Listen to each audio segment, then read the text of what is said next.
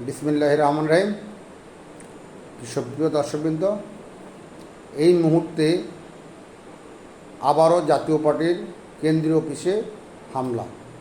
গণ অধিকার পরিষদ নামে এই সংগঠনটি গত 8 দিনে এই আজকে সহ 3বার জাতীয় পার্টির অফিসে হামলা করল। গত শনিবারে অগ্নিসংযোগ করেছে, আজকে অগ্নিসংযোগ করেছে এবং জাতীয় পার্টির অফিসের ভিতরে ঢুকে ভাঙচুর তছনছ করেছে। রাষ্ট্র কি এত দুর্বল? সরকার কি এত দুর্বল?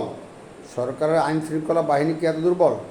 সরকারের কি সক্ষমতা নাই এই মব সন্ত্রাসী ঠেকানোর? নাকি সরকারের প্রশ্রয়ে, সরকারের ইন্ধনে এই সমস্ত কাজ হচ্ছে?